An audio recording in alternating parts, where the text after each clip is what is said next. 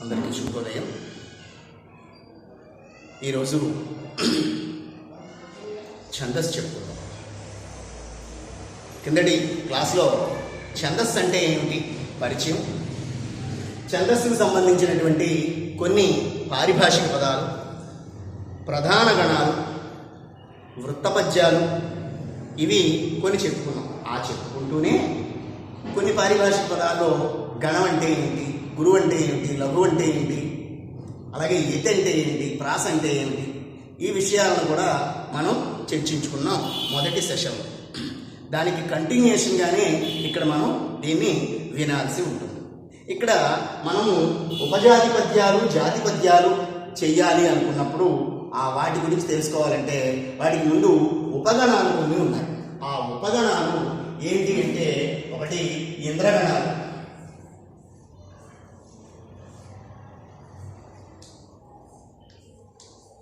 ఇంద్రగణాలు నల, మగ, సల, భ, ర, త. వీటివి చాలా సులువుగా తెలుసుకోవచ్చు. ఇది ఎలాగో మనకు తెలుసు. ఈ మూడు పదాలు కొత్తగా పరిచయం. నల అంటే ఏం కాదు, నా ప్లస్ రా. నా అంటే తెలుసు మనకి, నా ఇలా ఉంటుంది, దానికి ఒక లఘు చేర్చుకోండి. అలాగే నా తర్వాత గ, అలాగే సా ఒక లఘు. ఈ భారత ఎలాగో తెలుసు మనకి. ఇవి మనకి ఎలాగో పరిచయం. దీని తర్వాత సూర్యగణాలు. ఈ సూర్యగణాలు ఒక రెండు ఉన్నాయి. ఈ సూర్యగణాల్లో న, హ అనే గణం. న, హ. న అన్నప్పుడు మూడు లఘువులు, తరువాత హ అన్నప్పుడు ఒక గురువు ఒక లఘువు.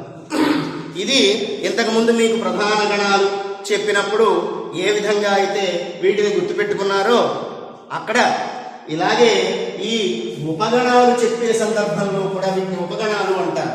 ఈ ఉపగణాలను కూడా మనము గుర్తుపెట్టుకోవాలి. ఇందాక ఒక మాట అన్నాం, ఈ యమాత రాజభానస అనే ఒక చక్రం వేసేవారు కదయ్యా మీరు హై స్కూల్ లెవెల్లో అని. పోనీ ఈ చక్రమైనా మనకు గుర్తుందంటే ఇందాక కిందటిసారి మనం చెప్పుకున్నటువంటి ఆ వృత్తపద్యాలకు పనికొస్తుంది. కానీ ఇప్పుడు చెప్పేటటువంటి జాతి ఉపజాతి పద్యాలకు ఏమాత్రము ఇది పనికి రాదు. కాబట్టి ఖచ్చితంగా మనము వీటిని గుర్తు పెట్టుకోవాలి. ఈ గణాలన్నింటినీ మనము గుర్తు పెట్టుకొని తీరాలి. రైట్. ఈ తర్వాత ఇక్కడ ఏంటంటే మనము ఉపజాతులు, జాతులు అని ఉన్నాయి.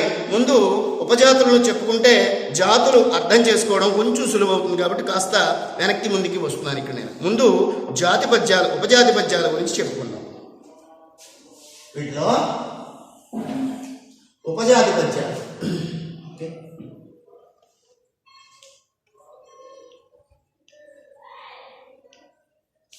ఉపజాతులు అన్నప్పుడు మీకున్న సిలబస్ ప్రకారం ఆటవిలది, తేటగీతి, సీసము, ముత్యావసరాలు, ఈ నాలుగింటి గురించి మనం తెలుసుకుంటాం. దాంట్లో ముందుగా తేటగీతి.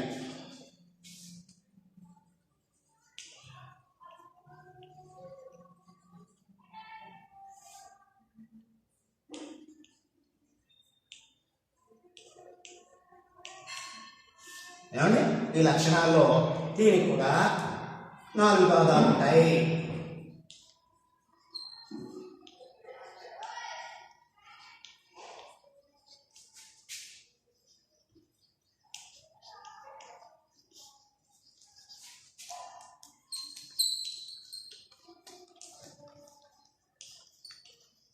పద్యమునందు 4 పాదములు ఉండును. బాగుంది. దీని తర్వాత రెండవ పాదం గుర్తుపెట్టుకోవడం ఎలా అంటే, ఎంతవరకు మీరు ఈ గణాలు ఉంటాయి అని చెప్పి గణాల పేర్లు చెప్పేసేవారు. ఇక్కడ 2 సూర్యగణాలు ఉంటాయి, 4 ఇంద్రగణాలు ఉంటాయి, లేకపోతే మళ్ళీ వరుసగా ఇలా రావాలి అని చెప్పాల్సిన అవసరం ఉంటుంది. ఇక్కడ ఎలా ఉంటే ఇది తేట రీతి కాబట్టి దీనికి లక్షణం వరుసగా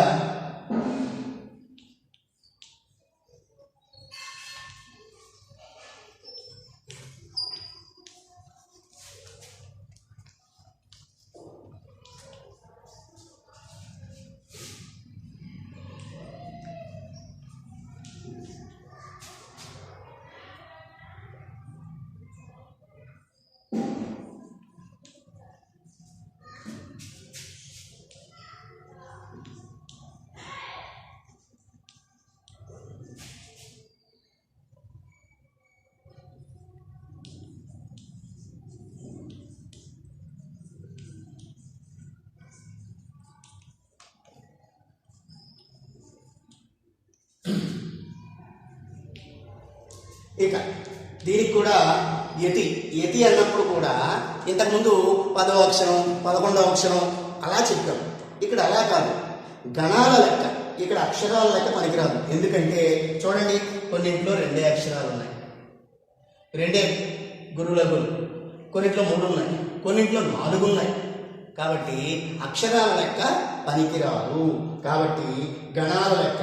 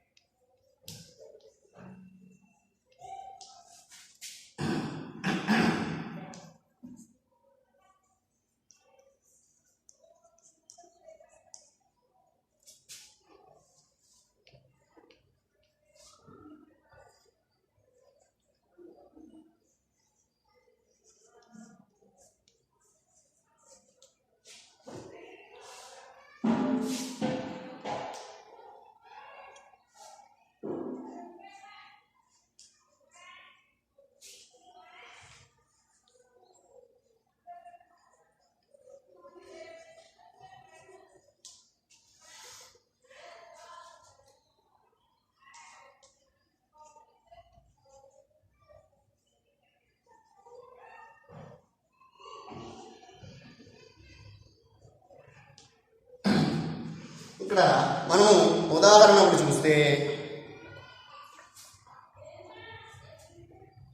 ఉదాహరణతో వివరించుకోవచ్చు.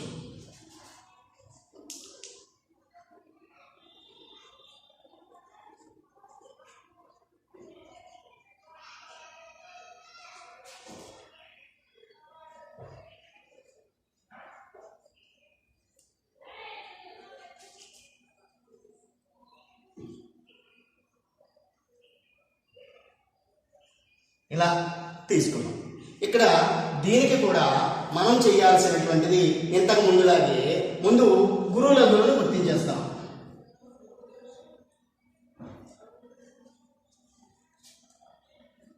గురువులను గుర్తించేసాం. ఈ గురువులను గుర్తించిన తర్వాత ఇప్పుడు ఇంతకు ముందులాగా 3 అక్షరాలు చొప్పున మనము గీతలు గీసేయకూడదు, గుర్తు బండగా. ఇక్కడ ఒక విషయం గమనించాలి. ఇప్పుడు చెప్తున్నటువంటి ఉదాహరణను సక్రమంగా మీరు గమనిస్తే తరువాత పద్యాలకు చేయడం అనేటువంటిది మీకు సులువవుతుంది. ఇక్కడ చూడండి, చూసేటప్పుడు ఇక్కడ మనం చేసుకున్నాం లక్షణాలన్నీ మనకు తెలుసు. 2 సూర్యగణాలు ఉండాలి, 1 సూర్యగణం ఉండాలి, 2 ఇంద్రగణాలు ఉండాలి, ఏవో చెప్పాడు. లక్షణం అంటే కూడా చెప్పేశాడు. కాబట్టి ఏ గణాలు ఉండాలో ఇక్కడ మనకు తెలుసు. అంటే 1 సూర్యగణము, 2 ఇంద్రగణాలు, మళ్ళా 2 సూర్యగణాలు ఉండాలి. అంటే మొత్తం 5 గణాలు ఈ పద్యపాదంలో ఉంటాయి అనేటువంటి ఒక స్పష్టత వచ్చింది కదా. వచ్చింది అంటే లక్షణం తెలిసింది. పైగా ఇంద్రగణం అంటే ఏమిటి, సూర్యగణం అంటే ఏమిటి కూడా మనకు అవగాహన ఉంది కదా. ఏ వరుస క్రమంలో కావాలో కూడా మనకు తెలుసు కదా. ఇప్పుడు మనము మొదటిసారి చేసేటప్పుడు ఒక్కొక్క అక్షరము చూసుకుంటూ వెళ్ళాలి. ఈ ఒక్కసారి మనకు ఉంటుంది, తర్వాత ఇది నీకు సులువుగా చేసుకుంటాం. ఒక అక్షరం లఘువు లేదు, 2 లఘువు లేదు, 3 లఘువులు కలిస్తే నా అనే గణం అవుతుంది. నా అనేది సూర్యగణం. నా సూర్యగణం. సూర్యగణము ఇప్పుడు మనకి ఈ తేటగీతిలో మొదటి గణంగా కావాలా, 2 కావాలి. 1 సూర్యగణం కదా. కాబట్టి ఇక్కడికి గీత గీసుకున్నాం నా దీని పేరు. తరువాత ఎదరికి వెళితే గురువు వచ్చింది.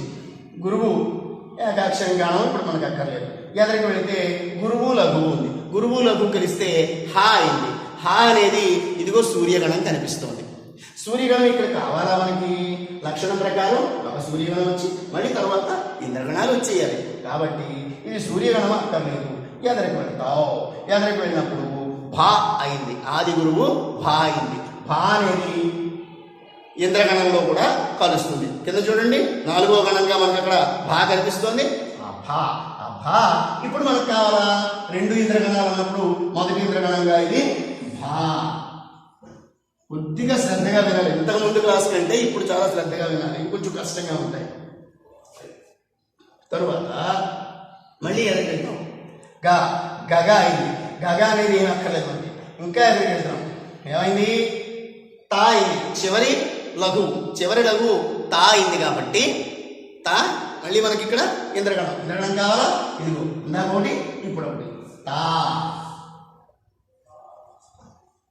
తరువాత ఎదరికి వెళ్ళాం. మళ్ళీ హాయ్ ఇంద్రగణం సూర్యగణం కావాలా?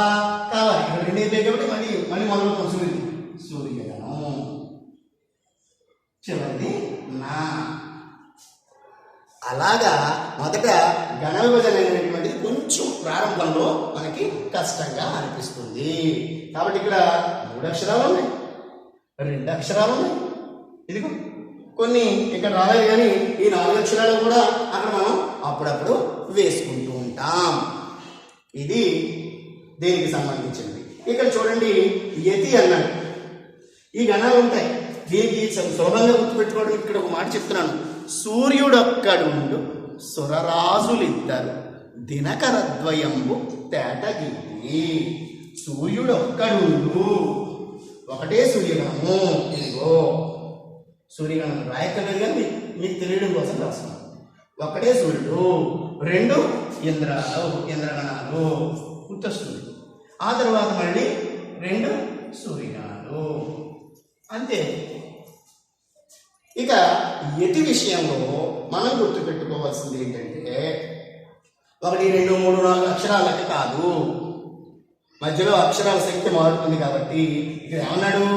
ప్రతి పాదంలోనూ కూడా మొదటి అక్షరానికి 1, 4 గణాల మొదటి అక్షరం. మొదటి గణమి 2, 3, 4వ గణమి. వాటిలో ఉన్నటువంటి మొదటి అక్షరానికి యతి మైత్రి వెయ్యాలి అని చెప్పాడు. పా ఫా భా భా, పా ఫా భా భా వా, వాటితో వేయచ్చు. ఇదిగో ఇక్కడ పా, ఇక్కడ బా.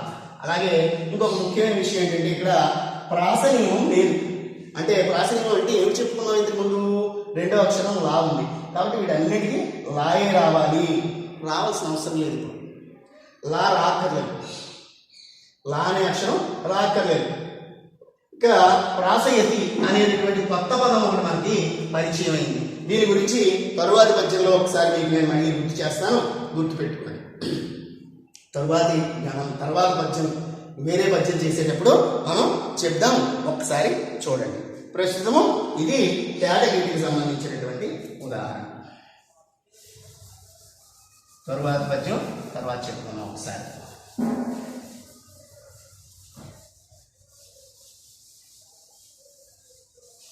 ఇవన్నీ మళ్ళీ మారవు పెద్దగా, ఏవో 1, 2 మారుతాయి తప్ప అన్ని లక్షణాలు మారవు.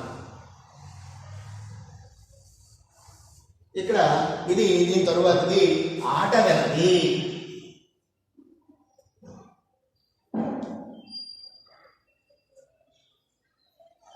ఈ ఆటవెలది లక్షణాలు చెప్తూ దీనికి కూడా మార్పు చెప్తున్నాను. దీనికి దానికి ఉన్నటువంటి ఒక చిన్న మార్పు చెప్తున్నాను.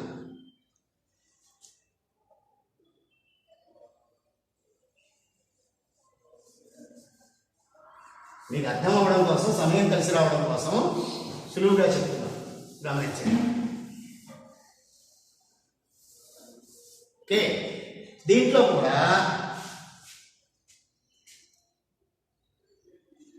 ఇక్కడ దీన్ని ఎలా తీసుకుంటామంటే ఇందాక ఆ కేటగిరీకి అన్నప్పుడు ఒక్క పాదమే తీసుకున్నాం. ఆటలది అన్నప్పుడు 2 పాదాలు ఒక భాగంగా తీసుకోవాలి. 2 పాదాలు అనుకున్నప్పుడు 1, 2, 3, 4 ఈ పాదాలు ఉన్నాయి. అంటే ఇది సమానం, ఇది సమానం. అంటే అయితే ఇది కానీ లేకపోతే ఇది కానీ తీసుకోవాలి. అయితే 1, 2 పాదాలు కానీ లేకపోతే 3, 4 పాదాలు కానీ మనం ఉదాహరణగా చేయడానికి తీసుకోవాలి. లక్షణము వాటి అన్నింటికి కలిపి చెప్తున్నాడు కాబట్టి ఇక్కడ చూడండి, 1, 3 పాదాలలో వరుసగా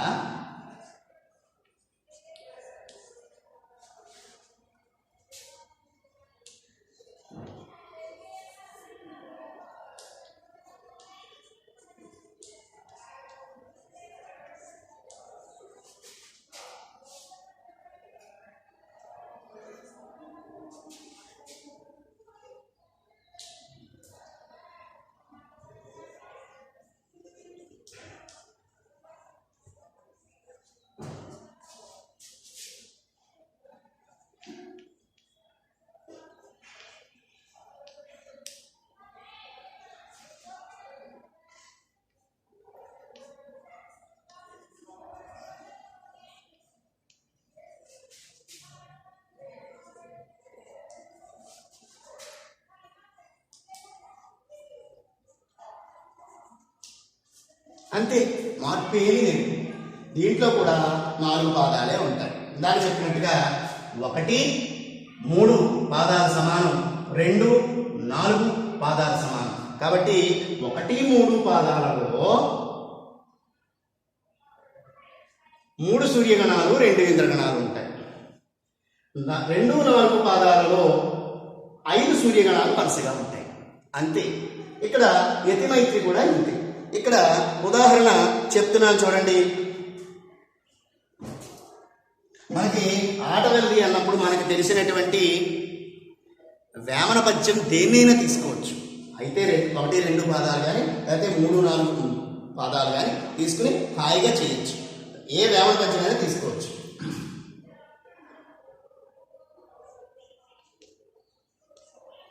అందరికీ పరిచయం.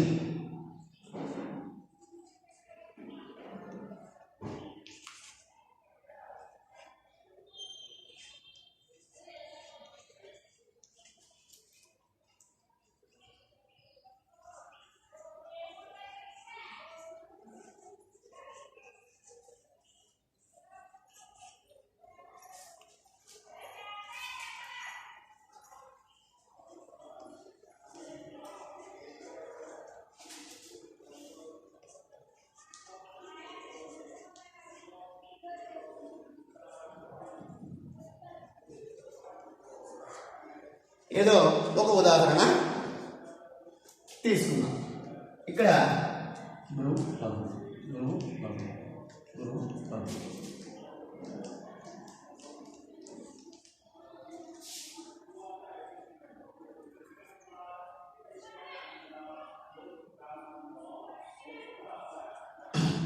ఇక్కడ ఏం చెప్పుకున్నాం? ఊరిగా అందాకే, అందుకే బండగా గీత గీసేయట్లేదు. ఏం చెప్పుకున్నాం? యనగణత్రయంబు 3 సూర్యగణాలు, మళ్ళా ఇంద్రద్వయంబు 2 ఇంద్రగణాలు, తర్వాత 5 సూర్యగణాలు ఉండాలి. ఇది 1, 3 పాదాలు, ఇది 2, 4 పాదాలు. ఇక్కడ చెప్పిందే ఇక్కడ మళ్ళీ చూపిస్తున్నాను మీకు నేను. కాబట్టి ఇది ఇప్పుడు సూర్యగణం కావాలి మనకి. హ, మళ్ళీ హ,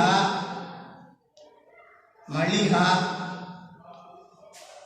ఇక్కడ తర్వాత 2 ఇంద్రగణాలు రా, సల, తెలిపి 3 సూర్యగణాలు 2 ఇంద్రగణాలు తెలిపి. తర్వాత వరుసగా 5 సూర్యగణాలే. హ, హ, నా, హ, హ. ఇక్కడ ఉన్నటువంటి సౌలభ్యం ఏమిటంటే ఏది ఎన్నిసార్లైనా రావచ్చు, కొన్ని రాకపోవచ్చు. రాబోయే పద్యాల్లో కూడా ఈ రకమైన లక్షణం ఉంటుంది. కాబట్టి అది తరువాత యతి కూడా ఇందాకట్లాగా 1, 4 గణాల మొదటి అక్షరాలు 1, 2, 3, 4 ఉ ఓ ఓ ఓ. ఇందాక మనం వృత్తపద్యాలు చెప్పేటప్పుడు ఈ ఏలకు ఉంది అని చెప్పుకున్నాం. అలాగే ఇక్కడ ఉ ఊ ఓ ఓ వీటికి ఉంది. ఇక్కడ ఓ, ఇది ఓ. తరువాత ఇక్కడ చూద్దాం 1, 2, 3, 4 గణం. ఇక్కడ 2 చెల్లుతున్నాయి. ఇక్కడ చ జ ఛ ఛ జ ఝ ఉంటుంది అని చెప్తాం. ఇంతే కాదు, మరొక లక్షణం కూడా చూపిద్దాం. ఇక్కడ మీకు ఇందాక ఒక పాయింట్ చెప్పాను, ప్రాస ఎత్తి వేయవచ్చు అని చెప్పి. ఆ ప్రాస ఎత్తికి ఉదాహరణ ఉంది. ప్రాస అంటే ఏమిటి?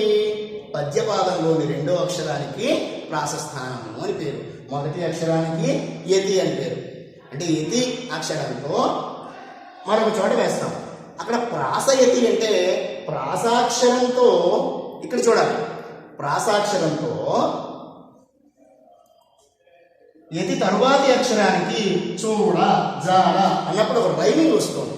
దాన్నే ప్రాస యతి అని అంటారు. ఇది వెయ్యాలని నియమం ఏమీ లేదు. యతి కుదరకపోతే ప్రాసయతి వచ్చేలాగైనా చూసుకోవచ్చు అనేటటువంటిది దీని యొక్క లక్షణం. దీనికి కూడా ప్రాసనియమం లేదు. చూడండి, 2 పాదాలు, 1, 2 పాదాలు తీసుకున్నాం, 3, 4 పాదాలు కూడా తీసుకుంటాం. ఎక్కడ కూడా ప్రాసనియమం ఉండక్కర్లేదు. ఇక్కడ పా ఉంది, ఇక్కడ డా ఉంది. సాధారణమైన పనులు ధా ఉంటుంది, విశ్వదాభిరామ స్వా ఉంటుంది, శా ఉంటుంది. ఎక్కడ ప్రాస ఉండాల్సినటువంటి అవసరం లేదు. ఇది మరొకటి. ఇది ఆటలని తేటగీతి చూస్తున్నాం. దీని తరువాత మరొకటి ఏంటంటే, దీని తర్వాత శేషపద్యము అనేటువంటిది ఉంటుంది. ఇది కొంచెం పెద్దదిగా ఉంటుంది. మనం చూడటానికి పాయింట్లు కూడా ఎక్కువగా ఉంటాయి అనిపిస్తుంది, కానీ అలాగా కంగారు పడాల్సిన అవసరం ఏం లేదు.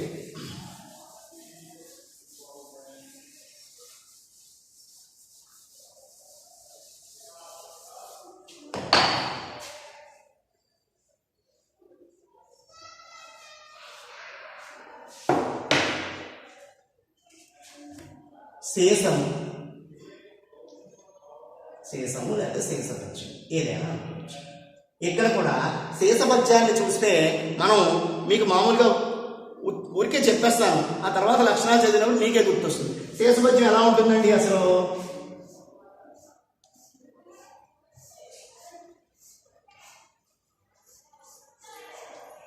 ఏమండి? 1, 2, 3, 4 ఇక్కడ 8 పాదాలు అని మనం అనుకుంటాం, కానీ కాదు. ఇది ఈ 2 కలిపి ఒకటే పాదం. ఇది సౌలభ్యం కోసం 2 భాగాలుగా 4 గణాలకు ఒక భాగాన్ని మనము విభాగించుకున్నాం తప్ప ఇది మొత్తం ఒకటే పాదం. అలాగే మిగతా 2, ఇది 3, ఇది 4. మరి ఇదేమిటండి అన్నప్పుడు ఇది శేషపద్య లక్షణాలు చెప్తాం కదా, ఆ లక్షణాలతో ఈ 4 పాదాలు రాసి కిందని ఇప్పటివరకు చెప్పుకున్నటువంటి ఆటవలది కానీ తేటగీతి కానీ చేర్చుకోవాలి, చేర్చి తీరాలి. అది ఖచ్చితమైన నియమం.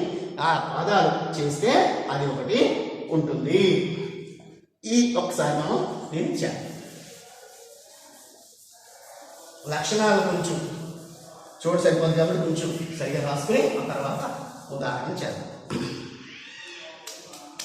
దీంట్లో కూడా లక్షణాలు ఇక్కడి నుంచి మొదలు. శేషమునందు 4 పాదములు ఉండును.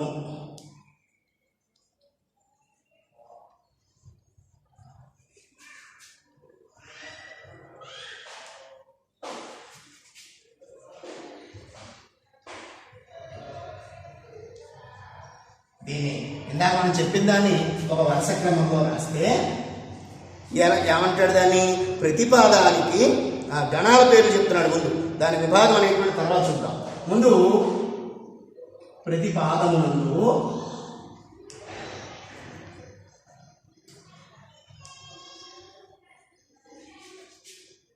వరుసగా 6 ఇంద్రగణాలు,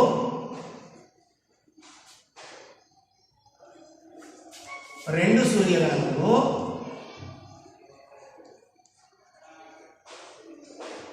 1 ఉంటాయి.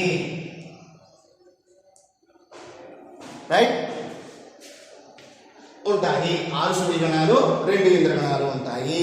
దీని తరువాతిది ఇక్కడ మనం చెప్పుకోవాల్సింది ఏంటంటే, మనం సౌలభ్యం కోసం, మన పఠన సౌలభ్యం కోసం మాత్రమే ఇక్కడ మనం ఏం చేస్తామంటే, ఒక పాదాన్ని 2 భాగాలుగా ఇందాక చేసి చూపించుకున్నాం కదా, అలాగా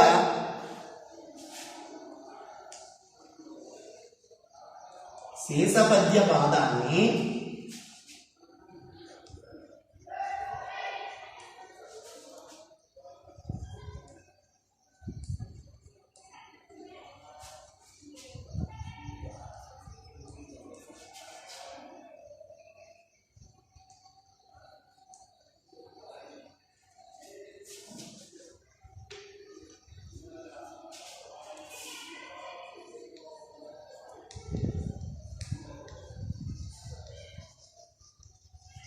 విభాగించుకుంటే బాగుంటుంది, అంటే విడ తీసుకుంటాం. దీని తరువాత పాయింట్ ఏంటంటే, ఇక్కడ కూడా ఎతులు ఉంటాయి. ఎతులు ఎలా చెప్తామంటే 1, 3, 5, 7 గణాలకు ఎతి. 1, 3, 5, 7 గణాల మొదటి అక్షరానికి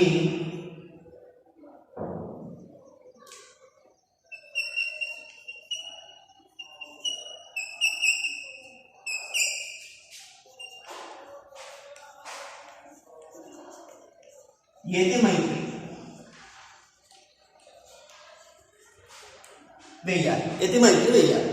దీని తరువాత విషయం ఏంటంటే, ఇక్కడ ప్రాస నియమం లేదు.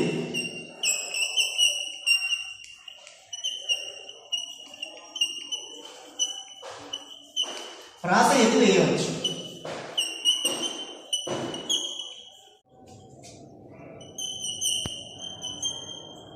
తరువాతి పాయింట్ ఏంటంటే,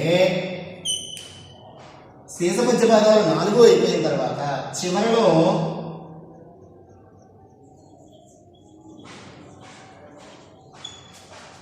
ఆటగలది కానీ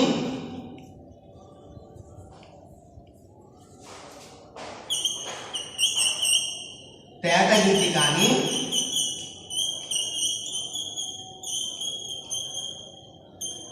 తప్పకుండా రాయాలి.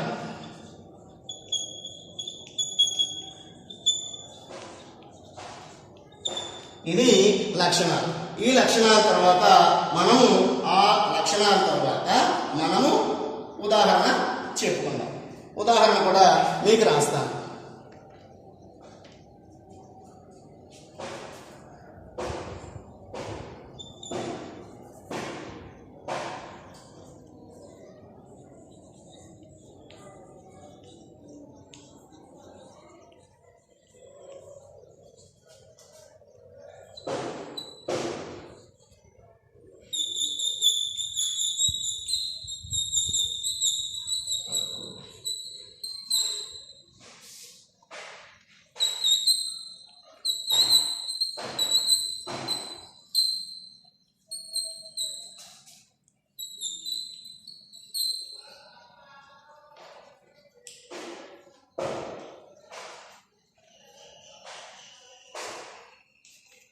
ఇలా మరో పాదం చేసేయాలి.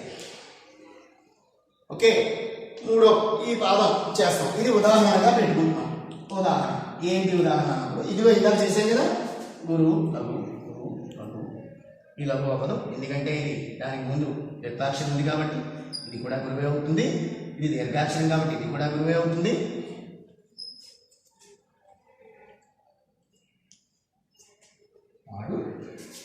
ధవళాచ పత్ర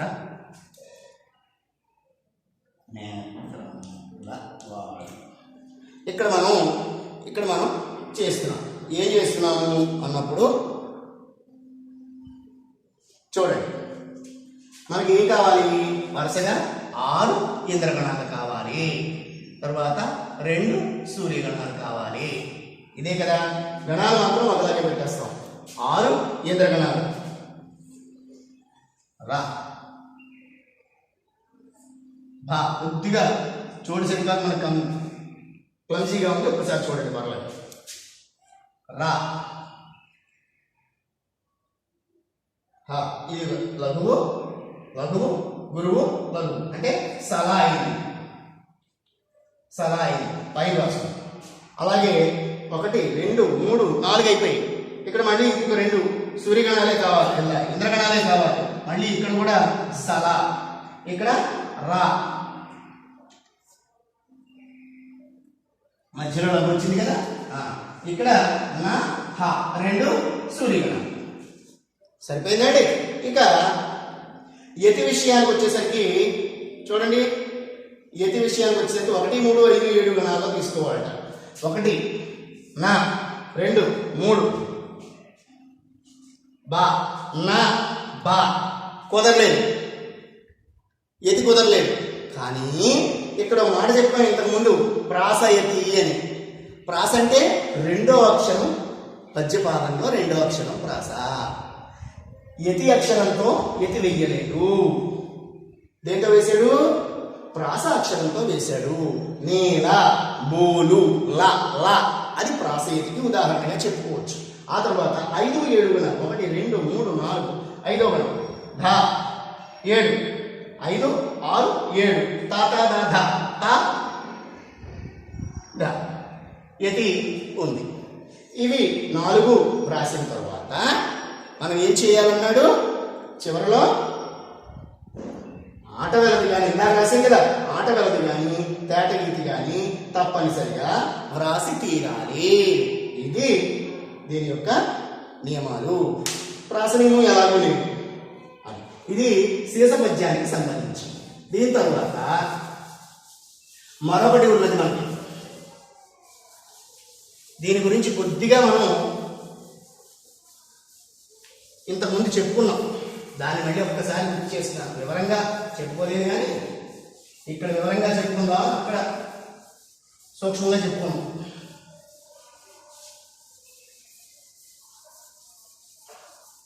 దీని తర్వాత ఉన్నటువంటిది మనకి ఈ ఉపజాతుల్లో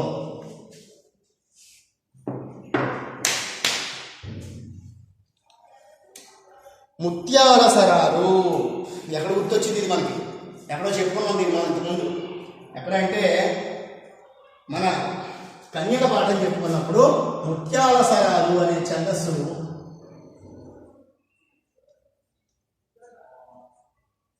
ఈ ముత్యాల సరాలను గురజాడప్పారావు గారు మొదటిసారిగా 1910వ సంవత్సరంలో కొత్తగా మనకి పాత ఛందస్సులను కొన్ని అటు ఇటుగా మార్చి దీన్ని అంటే పార్సీ భాషలో ఉన్నటువంటి అటు గజల్ అనేటువంటి ప్రక్రియను, ఇటు మన తెలుగులో ఉండేటటువంటి రగడ అనేటటువంటి, రగడలో చాలా రకాలు, అందులో ఒక రగడ, వీటిని తీసుకుని దాంట్లో కొద్దిగా మార్పు చేసి ఈ ముత్యాల సరము అనేటువంటి దాన్ని ఆయన తయారు చేశారు. ఇది దీని లక్షణాల గురించి ముందు చూస్తే ఇది మాత్రా ఛందస్సు, మాత్రా గణాల్లో ఉంటుంది.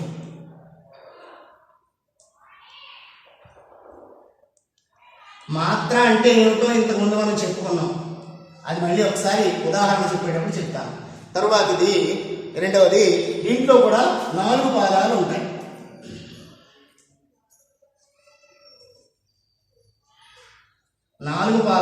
దీంట్లో కూడా. ఇక మూడవది ఏంటంటే ప్రతి పాదంలోనూ కూడా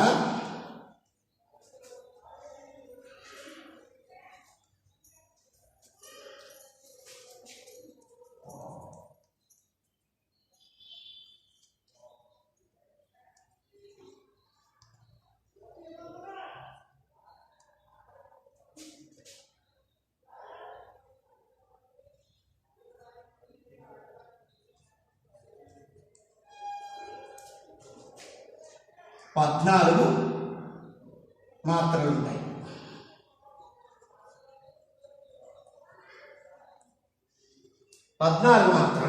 ఇక్కడ మాత్రలే, గణాలు అంటాం లేదు నేను, మాత్రలు ఉంటాయి.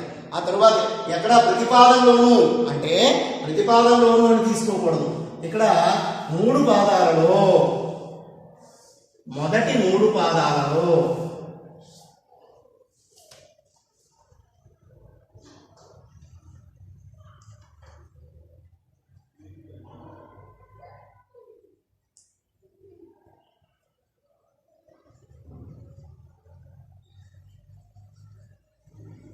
మొదటి 3 పాదాల్లో ఇలా ఉంటుంది. 4వ పాదం మళ్ళీ వేరేగా ఉంటుంది. 4వ పాదంలో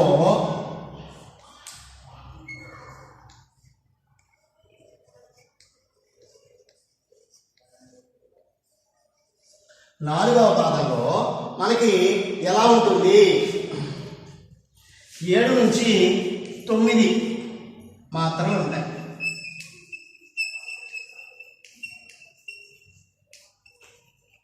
ఇక చివరిగా ఇంకొక పాయింట్ ఏంటి అంటే, కొన్నింటికి భావం అక్కడితో ఆగిపోదు. 4వ పాదంతో భావం పూర్తి కావాలి.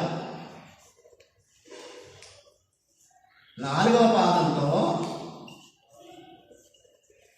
భావం పూర్తవ్వాలి.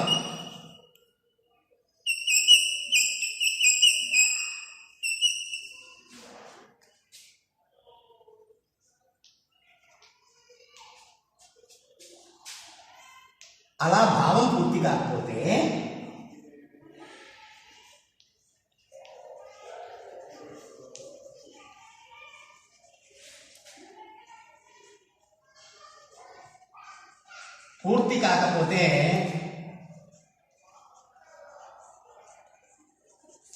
ఐదవ పాదం మాత్రం రాస్తారు. 5వ పాదం వ్రాయవచ్చు.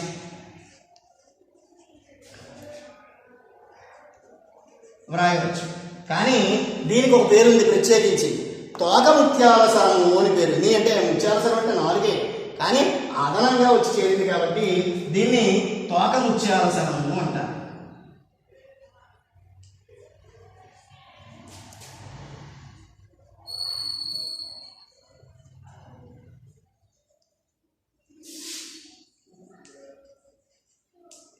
తోక ముత్యాల సరము అంటారు. ఇది దీని యొక్క లక్షణం. ఇక ఉదాహరణ ఇక్కడ రాసుకోవడానికి మనకు సమయం లేదు కాబట్టి లక్షణాలు నేను మామూలుగా చెప్తూ ఉంటాను. ఉదాహరణ ఒకసారి చేద్దాం. కనిపిస్తుంది కదా, దాటితే కాదు కొంచెం మార్చుతారంటే ఇది రాసాను, కొంచెం మార్చాను.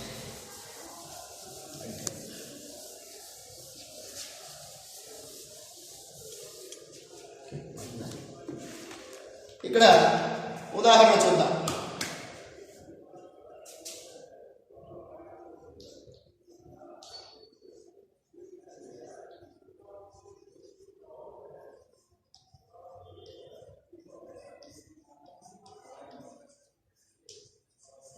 మట్టి కలిసిన కోటపేట.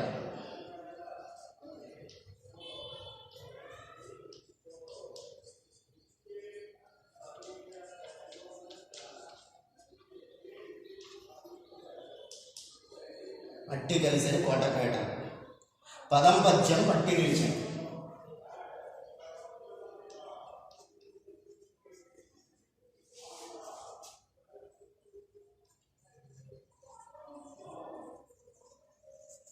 కీర్తుల కీర్తులు.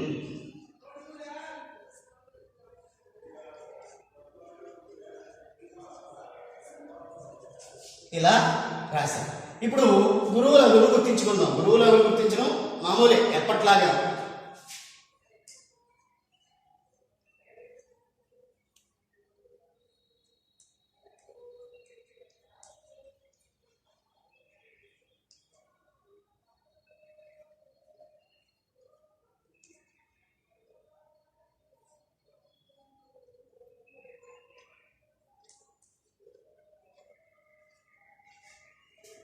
అది వస్తుంది ఇక్కడ. సరే, ఇక్కడ గమనిస్తే మనం ఎంతసేపు చూడవలసింది, ఇది పాడుకోవడానికి వీలుగా ఉండేటటువంటి ఒక పాట లాంటిది, గేయం లాంటిదే. ఇది మొదటి మాటే చెప్పుకున్నాం, మాత్రా ఛందస్సు. దీనికి గురువుల లెక్క, లఘువుల లెక్క అని కాకుండా మాత్రల కింద తీసుకోవాలి. మాత్ర అంటే ప్రారంభంలో చేసుకున్నాం. ఒక హ్రస్వం ఒక మాత్ర, 2 హ్రస్వాలు, ఒక దీర్ఘము, 2 మాత్రలు. అంటే లఘువులన్నీ ఒక మాత్ర, గురువులు 2 మాత్రలు అని ఖచ్చితంగా చెప్పుకున్నాం. కాబట్టి ఇప్పుడు లెక్క పెట్టండి. 2, 3, 5, 7, 9, 10, 12, 13, 14. 14 మాత్రం. 2 3 4 5 6 7 9 10 12 13 14. తర్వాత 1 3 5 7 9 10 11 12 13 14. ఇక్కడ చెప్పాం 2 3 4 5 7 9 అంటే 7 నుంచి 9 మధ్యలో ఉండవచ్చు అని చెప్పుకున్నాం కాబట్టి ఇది. దీని తర్వాత మరో ఉదాహరణ కూడా మనం ఇక్కడ చేసుకోవాలి. దీనికి ఇక్కడ తోక ముత్యాల సరము అన్న ఒక ముత్యాల సరం నేను చదువుతాను. ఇందులోనే పసిడి కడవల పాలు పెరుగులు, పసిడి కడవల పాలు పెరుగులు, తర్వాత పళ్ళెరమ్ముల పళ్ళు పువ్వులు, మోములందున మొలక నవ్వులు, చెలగ చెలికత్తెల్. 4 పాదం అయిపోయింది కానీ చెలగ చెలికత్తెల్ అన్నీ పట్టుకుని ఏం జరిగింది? చెలికత్తెలతో పాటుగా కథ చెప్పుకున్నాం కన్యకలో. అలాగా చెలికత్తెలతో పాటుగా ఏమైంది? వెంట నడిచిరి. భావం పూర్తి కాలేదన్నమాట. ఇక్కడ వెంట నడిచిరి అనేటువంటిది మనం తీసుకున్నాం. వెంట వెం 2 ట 1 వెంట 3 నాడాచిరి 4 7 గణాలతో అది ఇక్కడ వచ్చినటువంటిది. ఇది తోక ముత్యాల సరము అంటారు. కాబట్టి ఇది ముత్యాల సరం యొక్క లక్షణం. ఇప్పుడు మనము ఈ ఉపజాతుల్లో మన సిలబస్లో ఉన్నంత వరకు కేటగిరీ చెప్పుకున్నాం, ఆటవిలకి చెప్పుకున్నాం, శేషం చెప్పుకున్నాం. తరువాతది ఈ ముత్యాల సరం కూడా మనం చెప్పుకున్నాం. ఇప్పుడు జాతి పద్యాలలో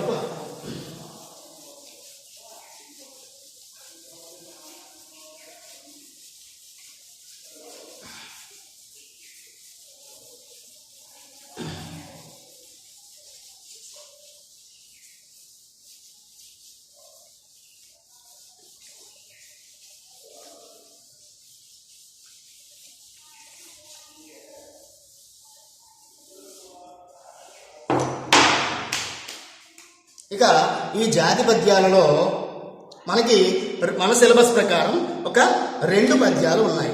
ఏమిటా 2 పద్యాలు అనుకున్నప్పుడు, ఒకటి కంద పద్యం,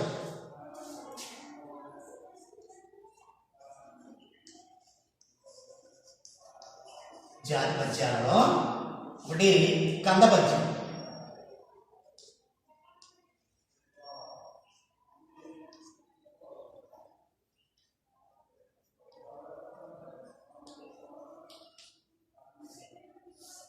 కందపద్యం లక్షణాలు గుర్తుపెట్టుకోండి. విషయం మాత్రం కొద్దిగానే ఉంటుంది, కానీ విషయం కొద్దిగా ఉన్నప్పటికీ కూడా ఇందులో మనకి కన్ఫ్యూజ్ అయ్యే విధంగా ఎక్కువ పాయింట్లు ఉన్నాయేమో అనిపిస్తుంది. లెక్కంటే ఎక్కువగా అనిపిస్తుంది తప్ప ఉదాహరణ చేసేటప్పుడు మనకి చాలా సులభంగానే అర్థమైపోతుంది. చూడండి, దీంట్లో కూడా కందమునందు 4 పాదములు.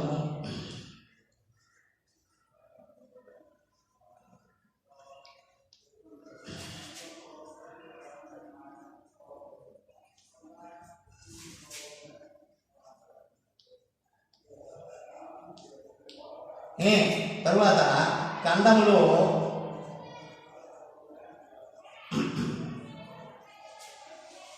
ఇంద్రగణాలని కానీ సూర్యగణాలని కానీ ప్రత్యేకించి చెప్పకుండా ఇంతకుముందు చెప్పినట్టుగా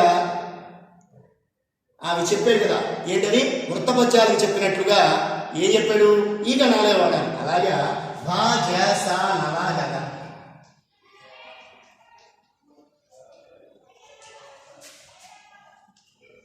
గగ అనే గణాలు మాత్రమే ఉపయోగించాలి.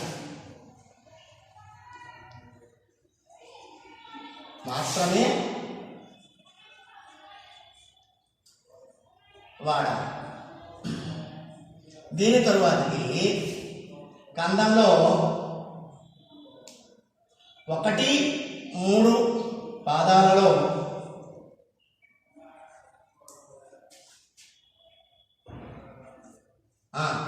మూడేసి గణాలు,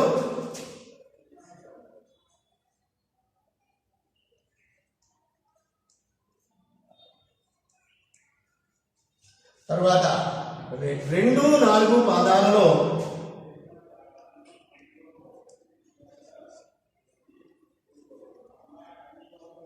2 4 పాదాలలో 5 గణాలు,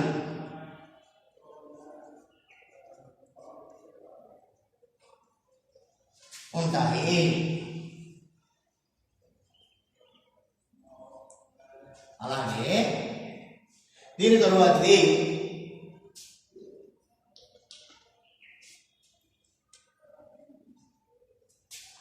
దీని తర్వాత విషయం ఏంటంటే ఈ గణాలు చెప్పుకున్నాం, ఇవి చెప్పుకున్నాం. తరువాత 1, 3, 5, 7 గణాలలో జగనం ఉండకూడదు.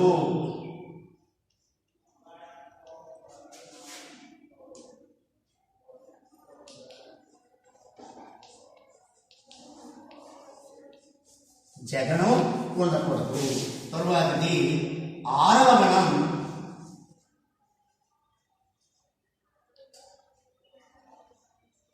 తప్పనిసరిగా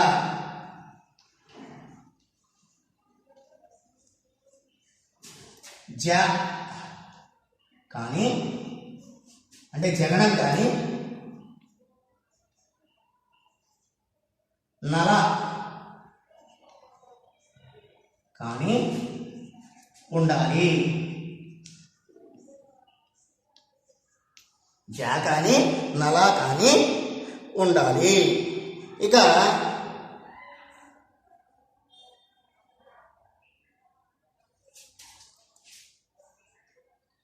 2, 4 పాదాలలో 4వ గణం మొదటి అక్షరం.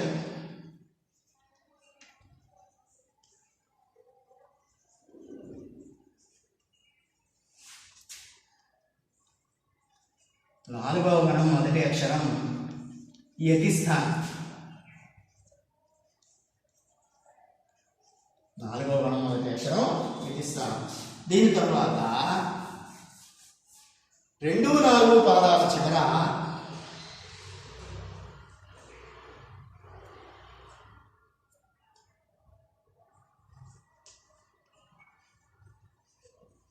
తప్పనిసరిగా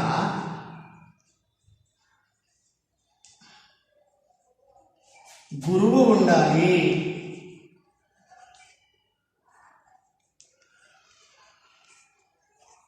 దీని తరువాత ప్రాసనికం కలదు.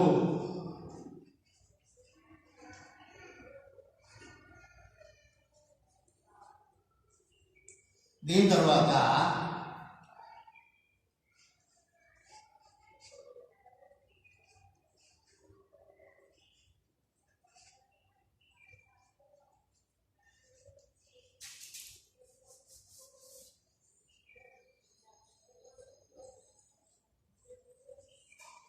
గురువు అయితే గురువు,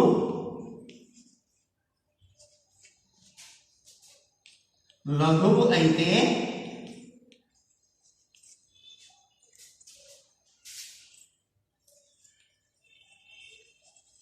లఘువు, అన్ని పాదాలలో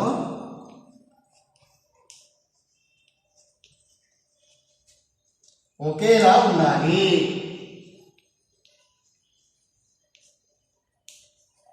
ఇవన్నీ మనకి ఉదాహరణ చూడనంత వరకే ఏదో కాస్త కష్టంగా అనిపించవచ్చు, కానీ ఉదాహరణ ఒక్కసారి చూస్తే మనకి ఏది కష్టంగా అనిపించదు. ఇప్పుడు మనం ఏదో ఒక పద్య పాదాన్ని తీసి మనం చేయడానికి ప్రయత్నిద్దాం. ఉదాహరణ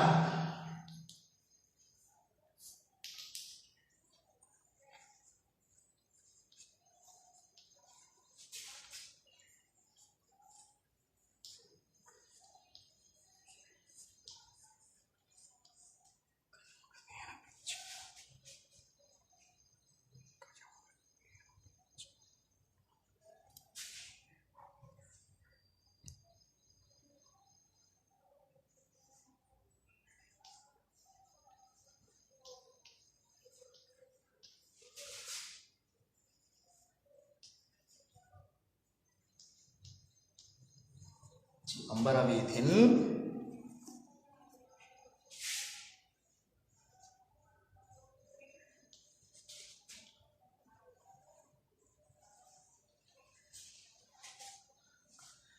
ఇలా పాదాన్ని రాసుకున్నాం. 2 పాదాలు తీసుకున్నాం. ఇక్కడ మనం ఎలా చెప్పాము, 4 పాదాలు ఉంటాయి. పద్యంలో 4 పాదాలు ఉంటాయి. ఇదిగో 1 2 3 4. ఈ 3 4 మనం రాసుకోలేము. ఇక ఇంకో మాట చెప్తాం. ఇందులో ఉండేటువంటి గణాల పేర్లు చెప్పాం. భజస నలగగా అనేవి మాత్రమే ఉపయోగించాలి, కొత్తవి తేకూడదు. ఉన్నవి వాడుకోకపోయినా పర్లేదు, ఒక సౌలభ్యం. వీటిని అన్ని వాడకపోయినా పర్లేదు, కొన్ని ఎక్కువ సార్లు వాడుకున్నా పర్లేదు. ఇక్కడ చూడండి ఒకసారి.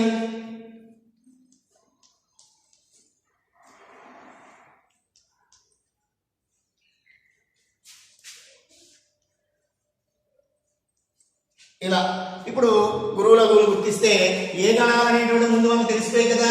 భజస నల గగ, భ జ స నల గగ, ఇవి కమలాయి. భా అంటే మొదటే రావడం లేదు, అనుకోకుండా ఇక్కడ వచ్చింది కానీ. భా తర్వాత సా సా సా రెండుసార్లు వచ్చింది. అలాగే మళ్ళీ భా సా జ భా గగ. వాడు చెప్పినవి తప్ప మిగతావేవి రాలేదు. అదిగో సరిపోయింది, గణాల సంఖ్య సరిపోయింది. అలాగే 3వ పాయింట్ చూస్తే 1 3 పాదాలలో 3 గణాలు ఉండాలి. 1 2 3. 2 4 పాదాలలో 5 గణాలు ఉండాలి. 1 2 3 4 5. సరిపోయింది. ఇక తరువాత 1 3 5 7 గణాలలో జ అనేది ఉండకూడదు అన్నాడు. 1 ఉందా? లేదు. 3 లేదు. 5 లేదు. 7 లేదు. అలాగే 6వ గణం తప్పనిసరిగా మనకి, అందుకే వీటిని ఉంచేసరి చూసుకుంటారు. 6వ గణము తప్పనిసరిగా జ కానీ నల కానీ అని ఉండాలి. 1 2 3 4 5 6 6 జ. కనిపిస్తుందా? అలాగే దాని తర్వాత పాయింట్ ఏంటి? 2 4 పాదాల్లో 4వ గణం మొదటి అక్షరం. అంటే 1వ పాదంలో ఎతి లేదు, ఎతి వెయ్యక్కర్లేదు. 1 3 పాదాల్లో ఎతి చూపించక్కర్లేదు. 2 4 పాదాల్లో ఎతి చూపించాలి. అది 1 2 3 నా నా. సరిపోయింది.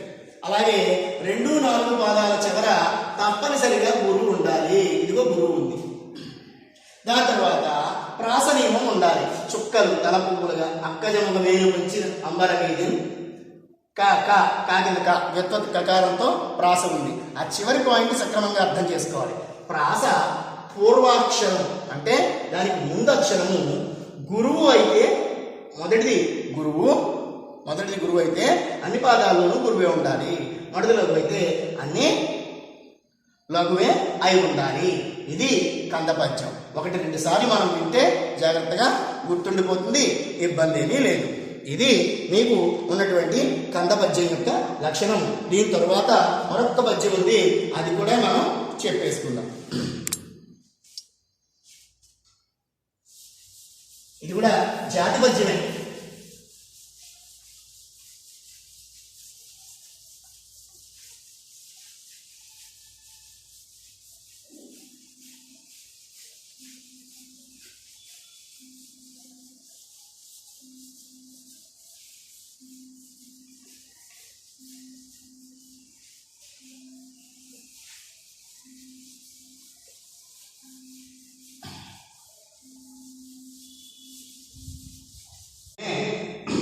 మనం చెప్పుకోబోతున్నాం. ఇప్పుడు మనం చెప్పుకోబోయేది ద్విపద. ఇది కూడా జాతి పద్యమే, ద్విపద.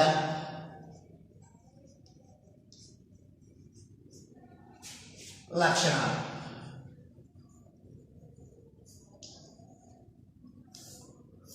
ద్విపద.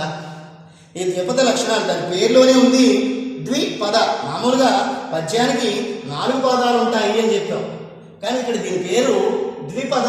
ద్వి అంటే పాద. పద్యానికి 2 పాదాలు ఉంటాయి. పద్యానికి 2 పాదాలు ఉంటాయి.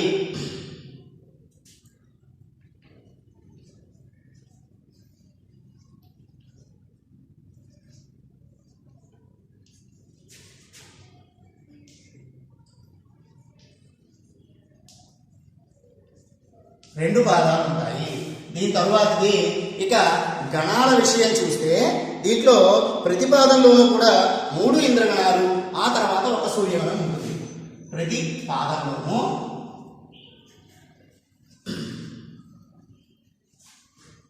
ప్రతిపాదనలోనూ ఏమున్నాయండి? 3 ఇంద్రగణాలు,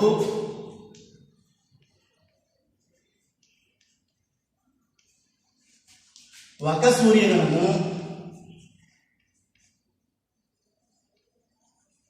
ఉండును. తరువాతది ఇక యతి విషయానికి వస్తే 1-3 పాదాలలో 1-3 పాదాల 1-3 గణాల మొదటి అక్షరానికి యతి మైత్రి.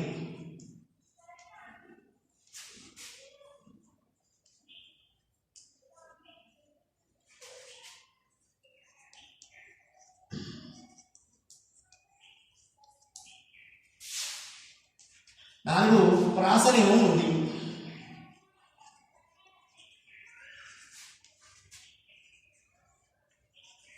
ఒక చిన్న ఉదాహరణ చేసేసుకుందాం.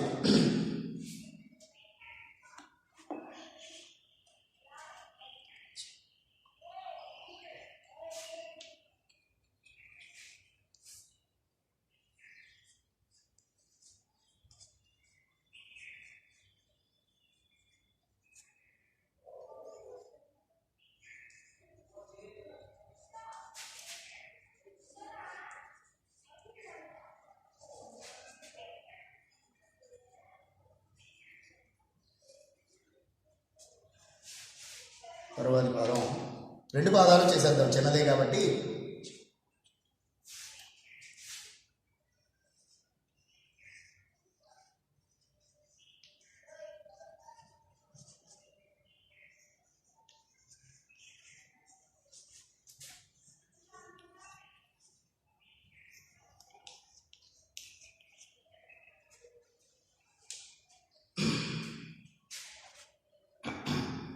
ఇక్కడ చూడండి,